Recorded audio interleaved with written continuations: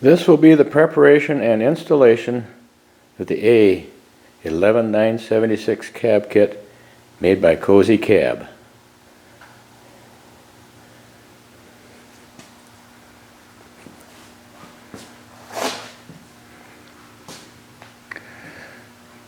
For this, I have already removed all of the external framing from the pallet, and I've already raised the roof section by taking out 3 bolts in the front with a T40 and a 1/2 inch wrench and propping it up with a piece of 2x4 so that I can route the wires and install the 2 headlights that you see there.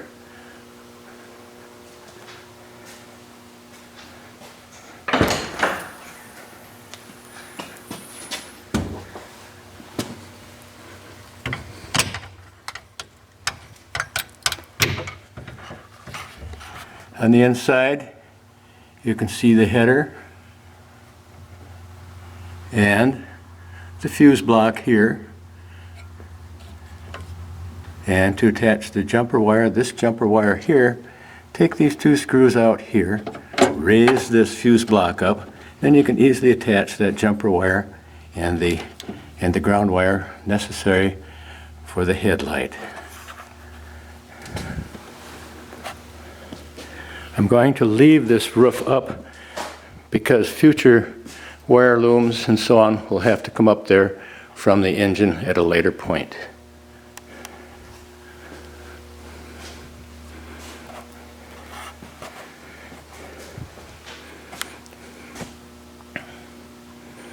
Here I've already removed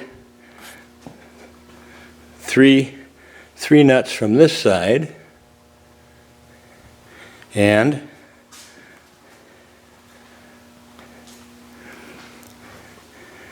on the other side I'm in the process of removing the other 3 nuts. The torque is extremely high, so it was necessary for me to use a 3/4 inch ratchet and about a 4-foot piece of pipe to break them loose. In preparation, also the mower deck is off and the front end loader and the backhoe are off.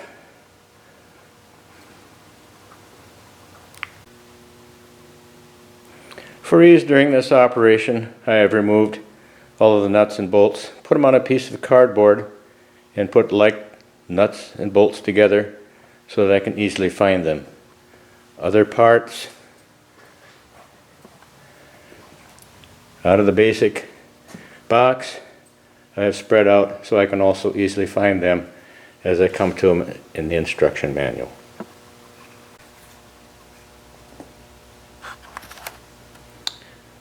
During the process of putting the brackets onto the machine, the very top bolt you will need to wrap the nut and the washer with some black tape, wrap some wire around it so that you can hold it, so that you can reach up in, put it on the nut, on the bolt, and then spin the bolt into the nut. There's no other way of doing it.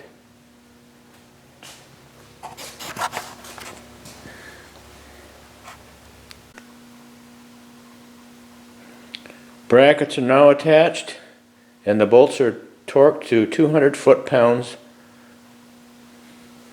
One of the next items is to remove the flashing lights from the roll bars.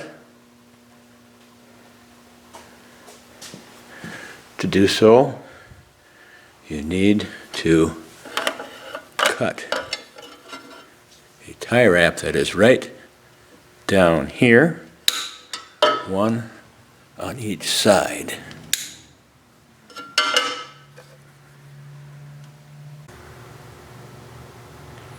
Having removed the flashing lights, there's one thing you better be sure to do, and that's remove the protective plastic from the conductors before you pull them out, as the one side was tie wrapped together in a big loop.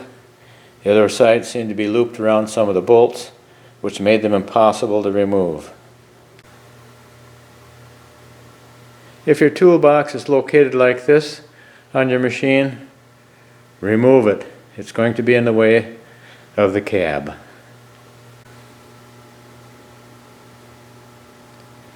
Next, remove these two bolts and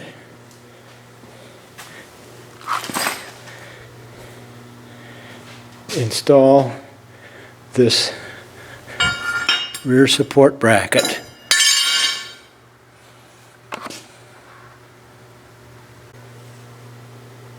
Before mounting the cab, remove the side panels, both sides. Pop the hood. To remove the side panels, you'll need to remove this bolt, and there's another bolt down under here, so that you can slide the unit back enough to pop it off.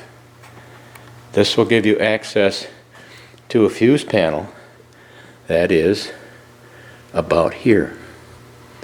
On the other side, you'll need that space open so that you can route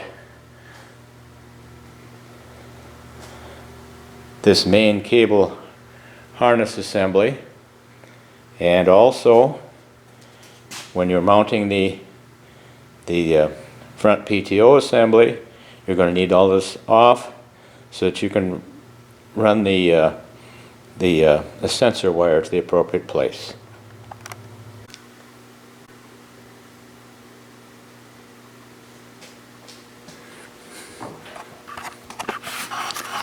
Rather than running the power all the way to the battery, I have opted to add a copper bar here to the positive terminal on the starter so that I can get my power for the loom. I have run the ground or negative to the block here with a short 8mm bolt, and this other cable goes to the key switch power, which is on the other side here. So I routed that across, brought that into the fuse terminal, and I tied onto the number 8 fuse here, 08, with the supplied crimp. Also in preparation, I have installed my front PTO because I have all the shrouds off. So I have this wire here routed up.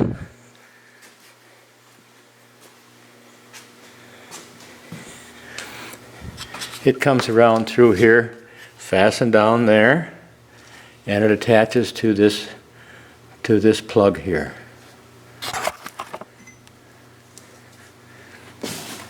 Below, I need to remove the existing PTO for the mower so that I can install the drive shaft for the front PTO.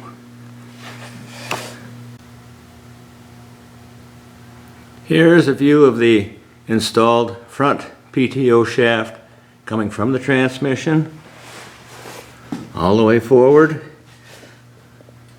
to that front support.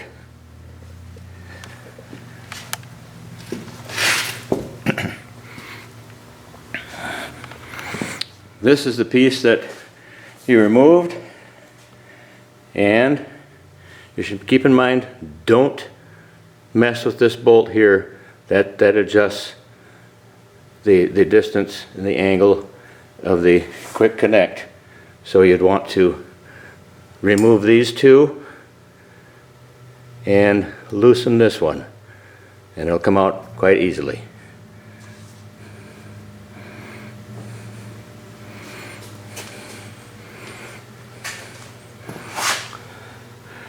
The wiring harness, you can just see down in here, has been routed up and along the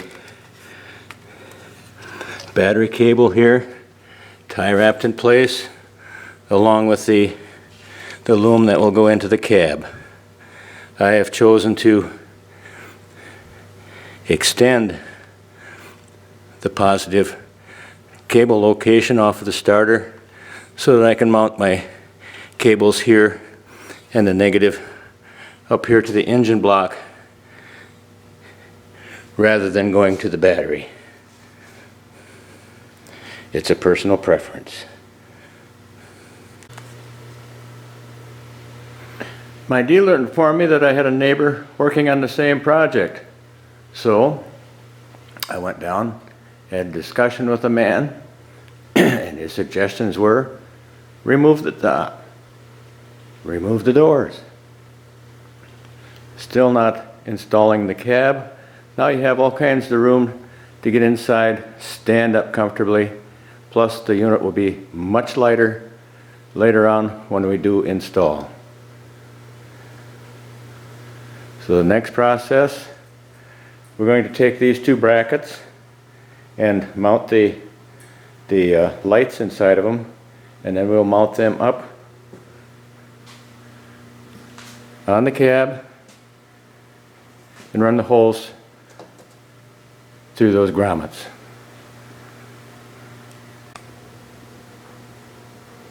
Assemble the units with the M8 by 15 bolts and 5/16 block washers.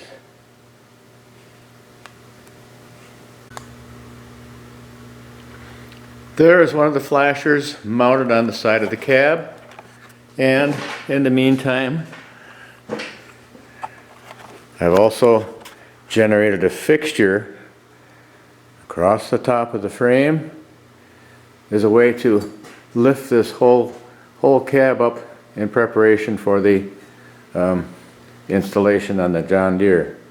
But one other thing we have to do is down in this left hand corner there's a hole, and it's not quite big enough to easily pull the wires through. So the best thing to do is to get a hole saw or a large bit and open that up so that you can easily pull the wires through.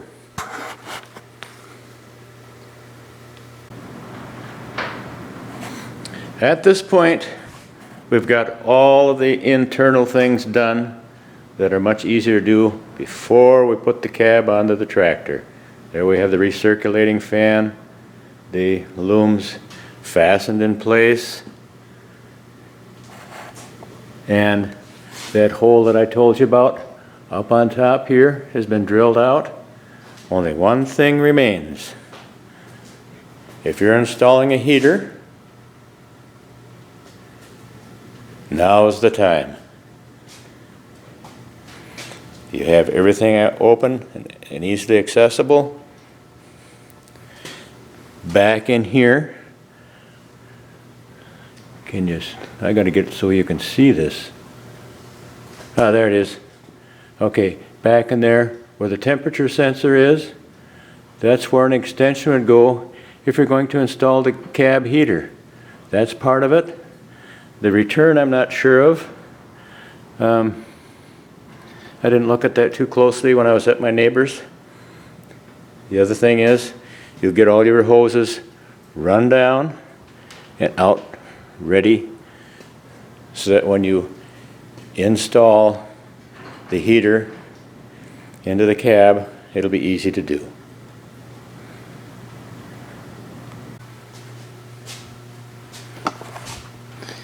At this point, I have lifted the cab.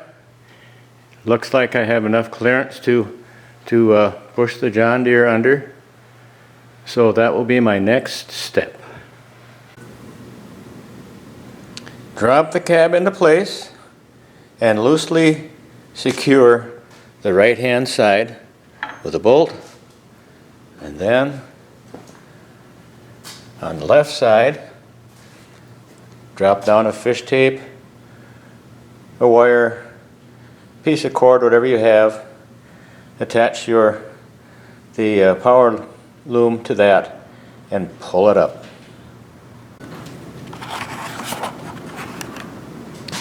This slow moving vehicle bracket needs to be removed.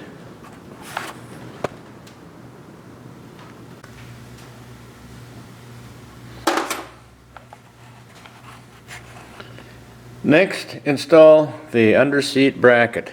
That's this odd shaped piece here with 3/8 by 3/4 bolts. Tighten them. Then you can continue to install these front bolts.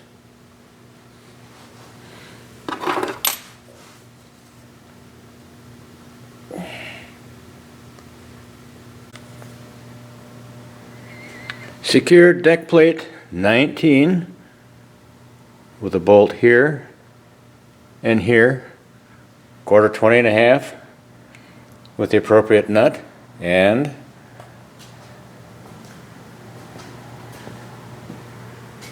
on the right side, deck plate 20, same thing, 1/4 20 by 1.5 inch here and here.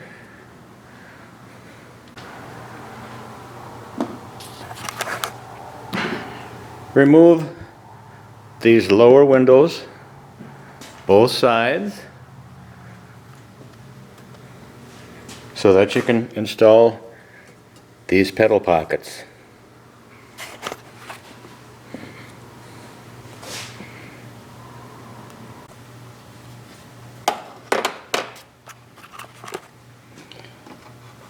Tighten these two top screws with a T25 and a 7/16. But as you're adjusting these things, temporarily slide through a couple of longer 1/4 20 screws and adjust everything so that you know you can easily insert these, so that you won't have to come back and take these windows out again, because the next step will be to put the windows back in.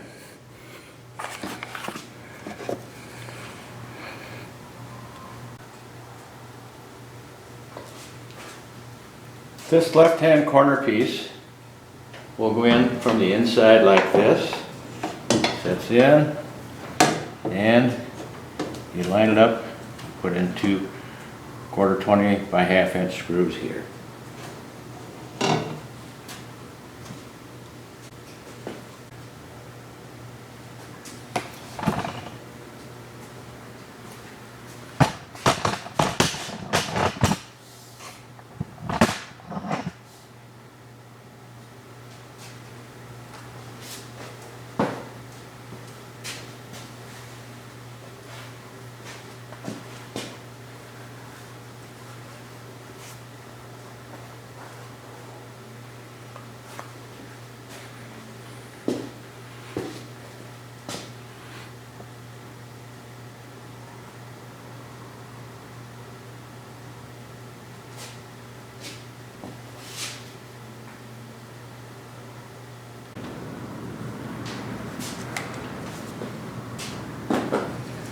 This piece installs from the inside.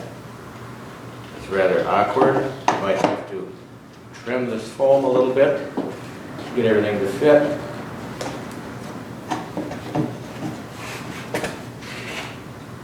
So you get to wiggle around in here until it pops in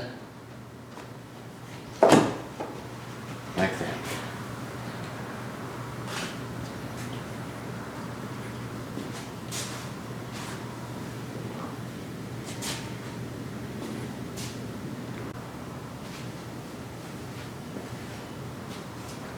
This is the left-hand corner piece cover. It will fit in like this from the inside.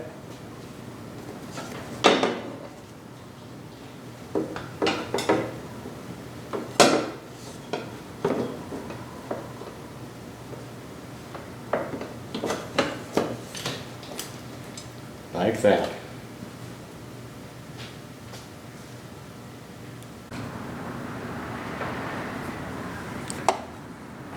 Deck sealing plates are next. This is the left-hand side, and it goes in about like that.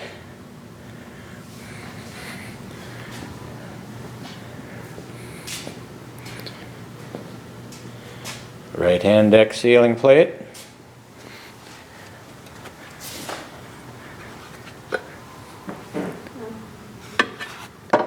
In a similar manner, we'll go in there.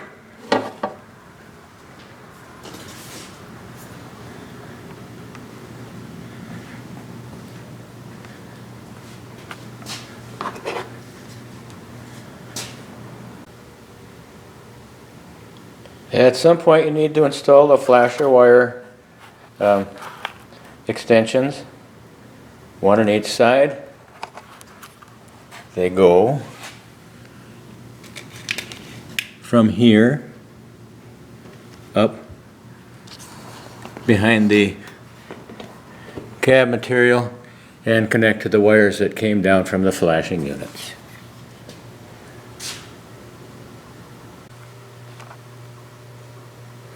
At this point, I have reinstalled the cab top. A point here that might help you if you've chosen to go this direction is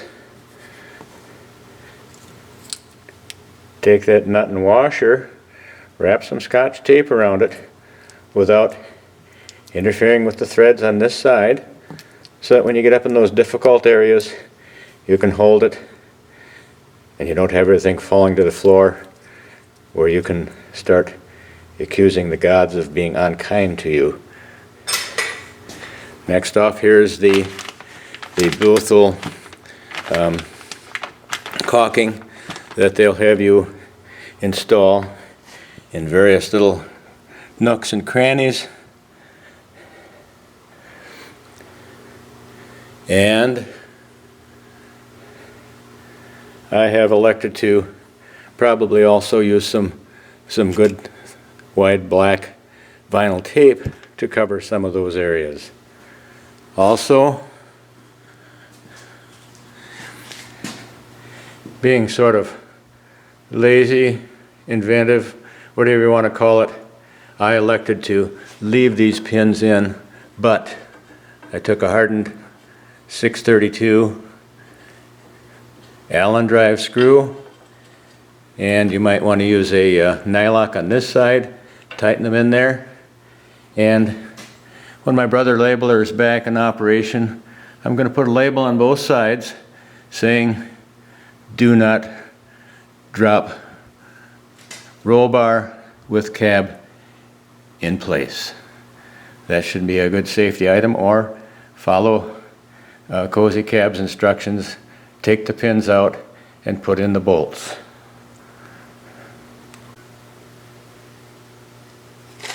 One other note, for those of you who wish to generate one of these fixtures to lift the cab on and off for summertime and wintertime use, buy a 10-foot chunk of Unistrut, Kendorf, Beeline, whatever is available. 10-foot length will work. You're going to cut the two long pieces at 38, because these holes inside here are 2 inches on center. Cut those at 38. Cut this one at about 30.5. Your center points for the attachments will be 36 on the long way,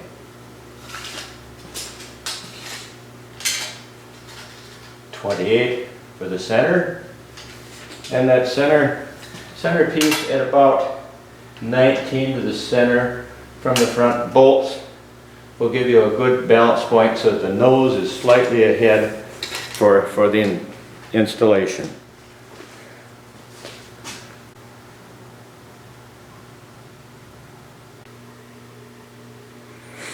One other thought before installing the doors, you might want to generate some kind of a cover for this hole here for the fuel shutoff. It's just another place where snow can blow in and make things uncomfortable for you.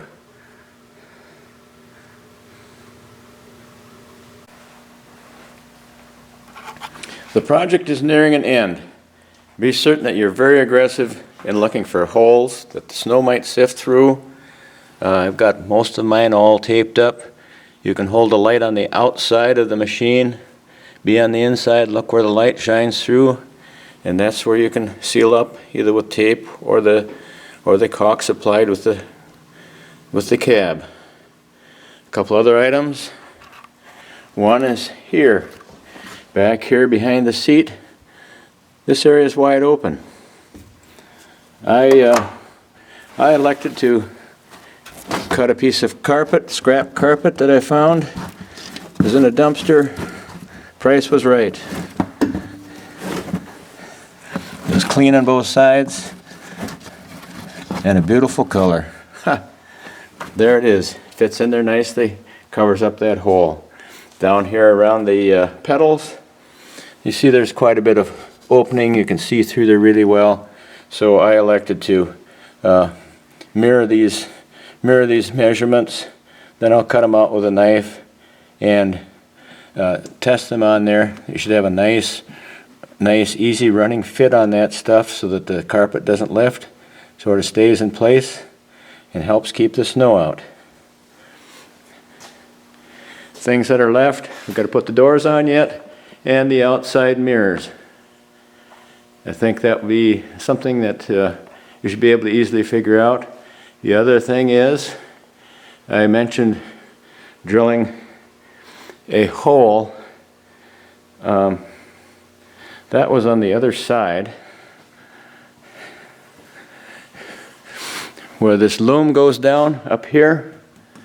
I drilled it out to 15/16, but I think the best thing to do would be to get a step drill instead of a regular drill.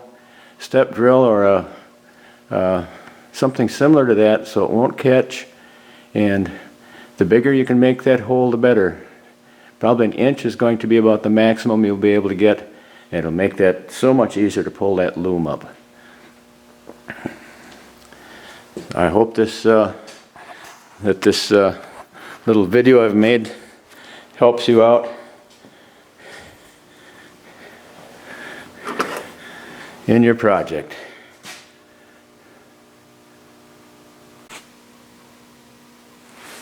Now that you have everything done and all tested out and you really want that toolbox back on, it'll easily go back on with the 2 bolts, and you won't have to fight it during these other assembly processes.